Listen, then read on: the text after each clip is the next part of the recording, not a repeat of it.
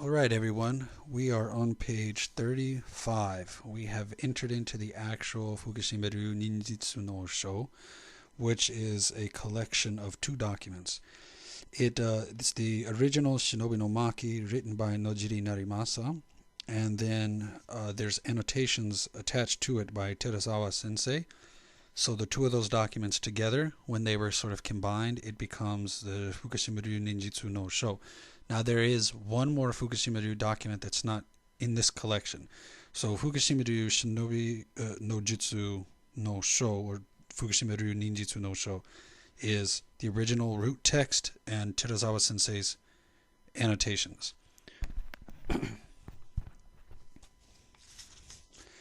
So, and the interesting thing about Terazawa Sensei, I actually want to take a moment to go into this. If you jump to page 120, you will see, now I've already done this, a large commentary on the scroll of refining intention. So we're going to jump to page 120, and you'll see that this Terazawa Sensei's commentary, or the annotations, was written in 1797. And actually, what's interesting is, the commentary was written in 1797 by Terazawa Sensei. This Fukushima-ryu Ninjutsu no Sho, this combination of the two documents being transmitted as a single document, was actually transcribed in 1824. So the Fukushima-ryu Ninjutsu no Sho comes from 1824. You'll see how it was it was written in 1797, transmitted to Ishikawa Sensei or Ishikawa Mitsunori, and then transcribed in 1824. So Fukushima-ryu Ninjutsu no Sho has a date of 1824. Now, first off, I mean, that should be very exciting to a lot of people. 1824, the Fukushima-ryu Ninjutsu no Sho was transcribed. And it was being transmitted it was being written in 1797 and transmitted to Ishikawa Mitsunori, and it was being transcribed in 1824. That's not that far away from the whole Meiji Restoration period. You know, that's well into the 1800s. That's 24 years into the 1800s. That's awesome. You know, from a historical perspective, that's really cool. But the thing that I want to point out though is, Terazawa Sensei says that he is the descendant of Hyogo-ryo, which is a title. Now, Hyogo-ryo is his great grandfather, who was also had from the house of Terazawa. I don't remember his exact name right off the top of my head, but it's Terazawa so and so.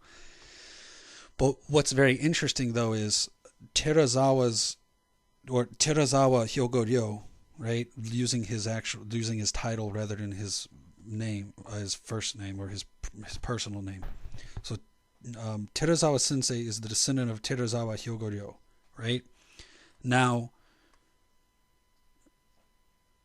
Terazawa Hyogo-ryo is in the late 1500s, early 1600s, and he was a massive Kusunoki-ryu student. He was all about like Southern court ideology, Kusunoki-ryu Gungaku, and actually Terazawa Hyogo-ryo, the great grandfather of Terazawa Sensei, the author of the annotations, actually the first time that the Kusunoki-ryu's Taiheki Hiden was publicly lectured on. That lecture was put on by and paid for and hosted by Terazawa Hyogo-ryo. So Terazawa Sensei's ancestor was a huge Gonansho and Kusunoki-ryu Gungaku student and supporter. And so what happens then is 9 generations later, so Terazawa Sensei is the 8th grandchild, or you can say he's the 9th son or the 8th grandson, whatever, 9 generations later. he becomes he's now writing commentary and transmitting the Fukushima-ryu Shinobi no Maki and his annotations to Ishikawa Mitsunori, and then that is transcribed in 1824. So what you see is Terazawa's ancestor being deeply involved in Kusunoki-ryu Gungaku and that whole sort of Southern Court methodology. Now in 1797, this Terazawa is writing commentary and transmitting commentary for Fukushima-ryu. So I wanted to point that out because that's kind of what I was saying in this book when I'm saying that Fukushima-ryu is descended from Kusunoki-ryu.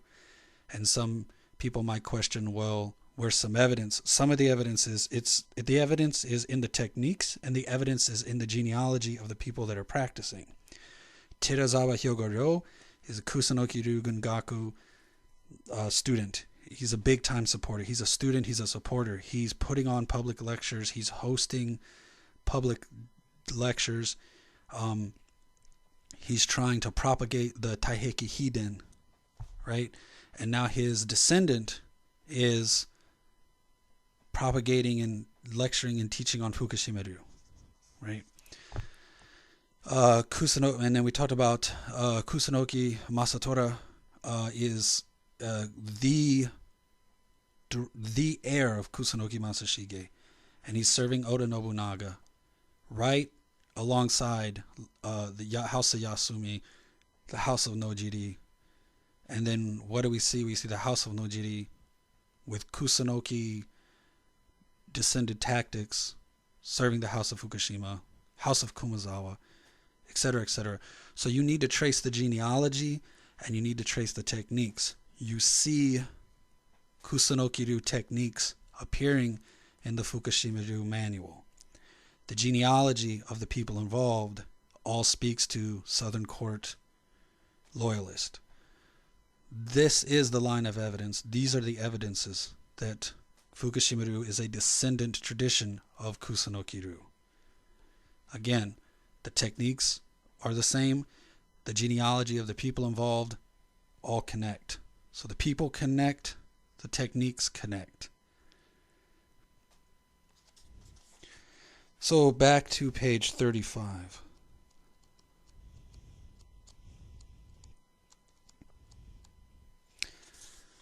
So now we have the Fukushima-ryu Ninjutsu no Sho, which is the Fukushima-ryu Shinobi no Maki and the annotations.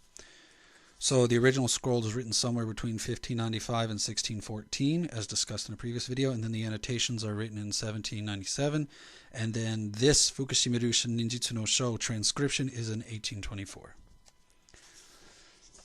And now on page 36 you see Fukushima-ryu Shinobi no Maki. That is the original one. That is from somewhere between 1595 and 1614. And then 36. So what happens here is that the root text doesn't have any introduction. The root text, the original one, has the title and then goes straight into the next technique, which is magic, which we'll discuss in the next video. But in this video, we're just covering this introduction. So, because there's nothing here in the original scroll, there's nothing to say. But, and because in the original scroll, there wouldn't be any introduction, because the original scroll has that ceremonial function of being more of a certificate. So therefore, it's not going to have an introduction, really. It's just, it's going into the technique. So therefore, the annotations have some introduction, though. And I'm not going to read it word for word because you can read it here on page 36 and 37. But basically, what you're seeing is this whole idea about how a collection of techniques chosen by Lord Fukushima. And we discussed that earlier, that Lord Fukushima didn't create the techniques. Lord Fukushima went to the House of Kumazawa and he said, I need one of your veteran spies, one of your veteran shinobi no mono, to make a ninjutsu tradition for the House of Fukushima. And then he went to Kumazawa, who was one of his right-hand man, basically, one of his personal retainers, a house elder, one of Lord Fukushima's generals, and then the house of Kumazawa Morihisa was saying, oh, well, in my own house, the house of Kumazawa is also the house of Nojiri. And we discussed this in an earlier video, and it's also in the book, the previous 35 pages, discussed about how he said they got Nojiri Narimasa, a well-seasoned veteran shinobi spy, to basically create this tradition. And then from the tradition, they wanted to create this sort of like a scroll to serve as a record and a certificate for, it's a ritual document. And so then Lord Fukushima, because he's the boss, picks what's going to appear in the scroll, right? And that's what the Annotations is saying here. The document is a collection of techniques chosen by Lord Fukushima. Then it kind of just does a quick summary. Shinobi is a type of spy, etc., etc., etc., etc., etc., etc., right? And then it quotes Sun Tzu's tactics, which, again, everybody translates as the art of war, but really the title is Sun Tzu Hyoho, or Sun Tzu Heiho, right? Sun Tzu tactics. This doesn't really say art of war. It says methodologies of war, or, tactics. Sun Tzu's tactics. So Sun Tzu's tactics say, and I translate it as Sun Tzu tactics because I'm trying to fix that, because art of war is not what the title of the book is. It's tactics, Sun Tzu's tactics. Which is why in many of the actual samurai documents, they sometimes quote Sun Tzu's tactics. Sometimes they just say Sun Tzu says, because saying Sun Tzu's tactics is even kind of repetitive, because it's just like saying, according to Sun Tzu's tactics, you do such and such. You could equally say, according to Sun Tzu, you do such and such. It's almost just repetitive to even say Sun Tzu's tactics, but because in the actual text it says Sun Tzu Heiho, I've translated Sun Tzu's tactics. So Sun Tzu's tactics say, without subtle ingenuity of mind, one cannot make certain of the truth of a spy's reports. It is subtle. Usage of spies extends to every kind of activity. That's, from Sun Tzu's tactics. It's a kind of, anybody who studies samurai espionage knows that that's kind of one of the root teachings of Shinobi no Jutsu, is that verse from Sun Tzu. And again, so on page 37, now we're getting into my commentary. 4 important points why this brief introduction, why this brief bit of annotation is important. 1, Fukushima Masanori chose the material to be included in the root text. This supports the tradition that Nojiri Narimasa went over the system with Fukushima, and Fukushima selected the techniques. The idea of it being a graduation document, etc., etc., etc. That's a key point right there. Second of all, the line Shinobi is a type of spy needs to be explained. Without getting into too much grammatical detail, there's a particular kanji which is a very interesting choice of wording. Normally the kanji means morality or virtue, but within the context of the grammar, it means it's a kind of a very unique, like when you read the verse, this kanji appears to be just set completely out of place. But it has an alternate grammatical reading. You see this sometimes in certain text where a particular kanji is just present in the sentence, and unless you know its grammatical reality, it makes no sense why it's there. Because like it's as a noun, it doesn't make sense why it's in the sentence, but if you know what it means from the grammatical meaning, then it usually serves as some kind of verb inflection or some kind of verb ending, or sometimes it's a noun, but in certain time periods it serves as a verb. And what's very interesting is you can date a document sometimes. Generally you can date a document based on the grammar and the existence of these particular kanji. Now that sometimes goes against you because the author might be in a later time period but writing like they are in a previous time period, and they will use the grammar and they will use these specialized definitions of kanji, and so they may be writing in say the 1700s, but the document appears as with the language and the grammar of the 1300s. So that gets interesting. But when dating a document, sometimes but generally speaking, if you study the grammar in these documents, you can sometimes tell when it's real, like legit, and when it's being crafted or when it's being mimicked. So, but when people get into dating a document, they don't mean just looking for a date. Or what it means is checking the grammar, checking the syntax, checking to see how they're conjugating verbs, checking to see where these different kanji are, these kanji being used correctly for the alleged time period. So what we have here then is this kanji that doesn't make sense, but once you know the syntax and the grammar and the time period and the style of writing, all of a sudden this kanji has a grammatical meaning separate from its diction. Like if you looked it up in a dictionary, it would say that it means this, but then in here, because of the grammar and the time period, etc., etc., etc., it takes on a new meaning. And in this context, it means, and you'll see it on 37, I've italicized it, something equivalent but not exactly the same. So what that means is when they have that in there, it says shinobi is a type of spy. It literally says a shinobi is equivalent but not exactly the same as spies. So the reason, so what that means is the shinobi is a type of spy, but it is more of that living spy. It's something. It is a spy, but it's equivalent to a spy, but it's unique though. It's almost like saying it's a type of spy. Like saying that a shinobi is a spy is fair, but there's still something different about shinobi that makes it something more than just a spy. And that's why that kanji means morality or virtue, but in this grammatical context, it means that you can almost conceptualize it as there's a virtue to shinobi which makes it something different than just a regular spy. And that's what the line is saying. Shinobi is a spy, but something a little bit higher than a spy. Not exactly the same.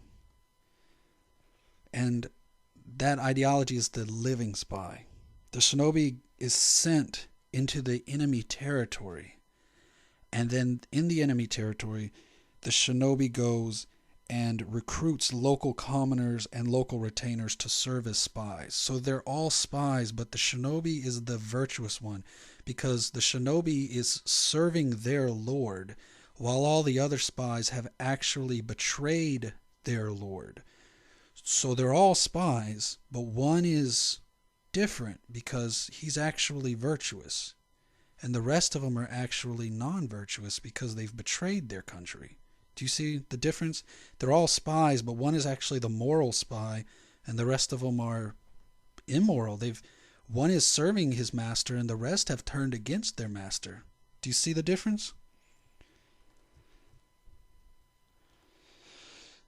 And this differentiation, as I explained at the bottom of 37, this differentiation is rooted in the Kusunoki-ryu ideology. Kusunoki-ryu ideology, let's see, it's reflected in the Chinese war manual called Six Secret Teachings. Also goes into this. Kusunoki-ryu is, like all of this material is rooted in Kusunoki-ryu, and then Kusunoki-ryu is rooted in the Six Secret Teachings. So we're going to leave for a second and jump to page 49. And if you just read this section, so this is a text called the Gunyo Hijutsu, secret arts utilized during a war.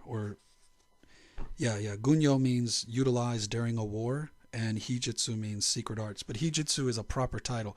Hijutsu is ninjutsu's original name. Before it was called Shinobi no Jutsu or Ninjutsu, it was Hijutsu. So, like, for example, when I was talking about the origin story about Hachiman Daibosatsu, Hachiman Daibosatsu did not reveal out ninjutsu. Hachiman Daibosatsu revealed out Hijutsu. And then Hijutsu would later evolve into ninjutsu, as we discussed in a previous video. So on page 149, we're talking about Gunyo Hijutsu, which is a text of,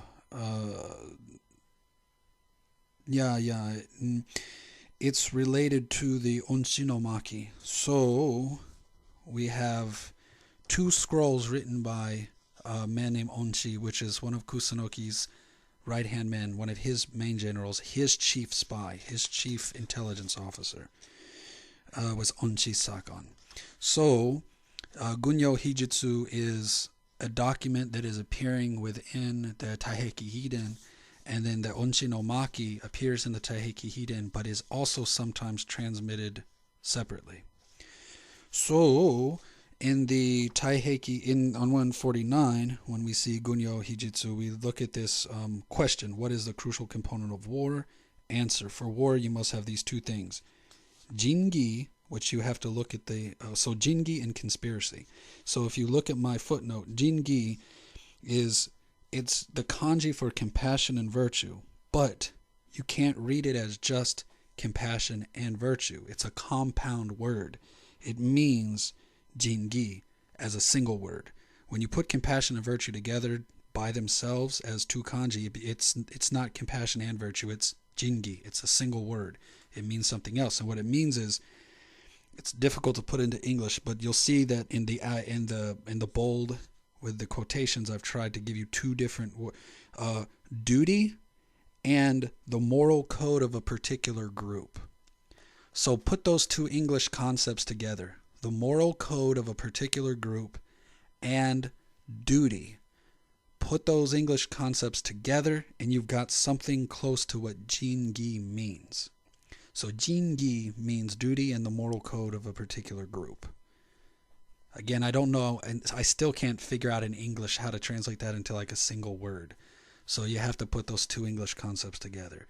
It's your duty and it's the moral code of a particular group. Jingi. So you must have Jingi. And then you must have conspiracy, which, as the Gunyo Hijitsu says, conspiracy is not standard military tactics, and it involves deception. You must have Jingi and you must have deceptive tactics. Yeah. So, and then page 150 goes into some of the original Hijitsu, which you can tell from this little bit of Hijitsu, you can see how Ninjutsu evolved from this little bit of Hijitsu. Now, of course, the actual Gunyo Hijitsu manual is larger than this. This is merely an excerpt. This is really just, you'll see on the top of page 149, I said selected teaching from. That manual is much bigger than this, but I pulled 2 sections which I think really speak to the heart of Hijitsu and shows the origin of how Ninjutsu evolved from it. But then on page 151, now this is really where I wanted to go. 151, so if we've got, back on page 37, we talked about Shinobi is like a spy, but different, right? This is where, and then I said it's rooted in Kusanoki. This is on page 151. This is where we're going. In the Onchi no Maki, it clearly differentiates 3 types of spies. There's the Kansha, which means wicked. There's Neisha, which means insincere. And then there's Haka no Mono, which means conspirator, or a man of tactics. Now, in here, the spy, it's very interesting how this works out. This in the 6 secret teachings, you have to go to a section called the King's Wings, and I mentioned that in here somewhere on page, let's see, don't flip to it, just know. On page 161, well, you can go to it if you want to, and you'll see exactly what I'm about to say. On page 161, I have a section called the King's Wings, and I say the Kusanoki Kaden, Kusanoki, the House of Kusanoki tradition, or the Kusanoki's house transmission, or the tradition of the House of Kusanoki, also presents the King's Wings. Now, the King's Wings comes from the 6 secret teachings. However, rather than mentioning roving officer, which is the Yu-Shi, rather than roving officer, the Kusanoki version blends roving officer into the role of tactician. It is within this grouping that the Haka no Mono is placed, presumably taking place of the roving officer. In the Kusanoki Kaden, the King's Wings from the 6 secret teachings is exactly replicated. However, when it's replicated, you can see there's been editing, there's been a change. So in the original, it talked about roving officers, Yu-Shi.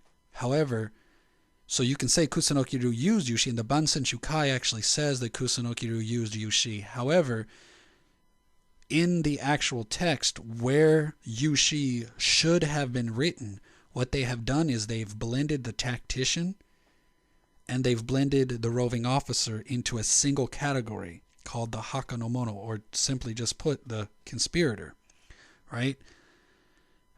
And then, or man of tactics, conspirator, the Haka no Mono. And he's literally given the duty of the Yushi and he's given the duty of the tactician. So within Kusunoki-ryu, the idea is that the spy is a tactician and the spy, or he's the tactician and the roving officer from the Chinese tradition, from the Six Secret Teachings. So what you have is a spy, a conspirator, and the conspirator is the best word I can think of because he's a spy and he's a tactician. So he really is the epitome of a conspirator. Now,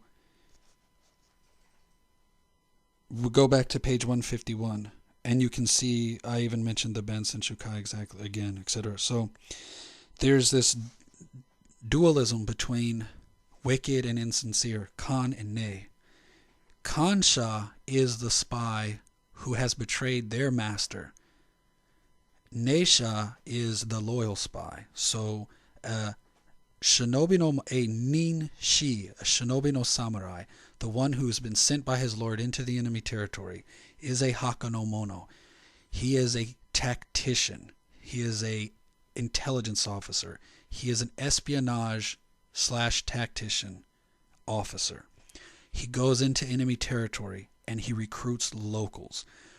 So when he enters into the enemy territory, he is a Neisha because he's insincere, because he's in the enemy territory, but he's not really from the enemy territory. He's not really friendly to the enemy. He's deceptive in that he's in the enemy territory, he's living in the enemy territory, he's pretending to fit in, he's insincere. That's why he's called Neisha. He's insincere. However, the people that he gets to work for him, the local spies, the local commoners and local retainers that he turns into spies to work for him, they're called Kansha, or wicked people, because while the Neisha is moral because the Neisha is actually serving his master, the local people that are recruited and turned to serve in this spy cell, they have betrayed their master, they have betrayed their country, so they're called Kansha, wicked, the wicked people.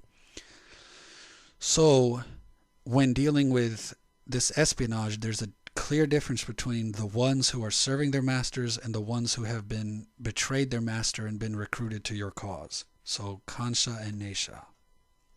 So now we go back to page 38 or 37, and that's what we're discussing here with point number 2. They are like spies, but they are more than spies.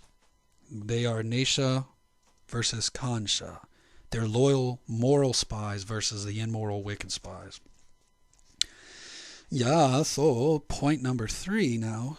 The shinobi, so on page 38, point 3. The shinobi are used to determine which of the enemy's plans are real or fake. This basically, this goes into the point. If you look at the back cover of the book, it says, severing the enemy's plans is the highest military art.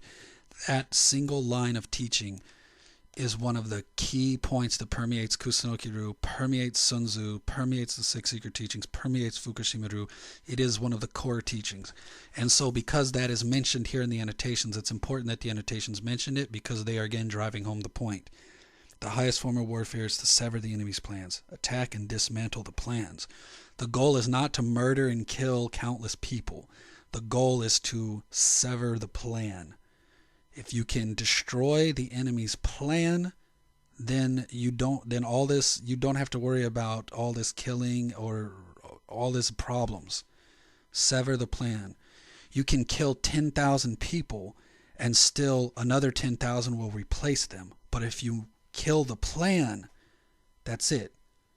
You know, I like to use, I'm going to actually fall back a little bit into the First Nations, my biological background, and say This is kind of like why, no matter how good First Nation warriors were, no matter how many forts we burned down, no matter how many ships we burned down, no matter how many, soldiers we made, no matter how long we defended ourselves, our defense was doomed because we couldn't break the Europeans' plan. Like, the Europeans had a plan to invade North America, and nothing we could do apparently would kill that plan. It's kind of like the same reason that people are very worried in modern times about, like, radical religious ideology. How do you kill an idea? How do you kill the plan of the radical ideology? You can kill infinite human beings, but they will keep coming because the plan is still in place. So ninjutsu's purpose is not to kill human beings. It's to kill the idea. It's to kill the motivating factor. It's to kill the plan. Dismantle the enemy's plans. Kill the enemy's heart. Forget attacking his body, because someone will replace him. You kill one man, someone will replace him. You kill the idea, and the war is over. This is an extremely profound and pivotal kingpin foundational teaching of Shinobi no Jutsu, is kill the idea.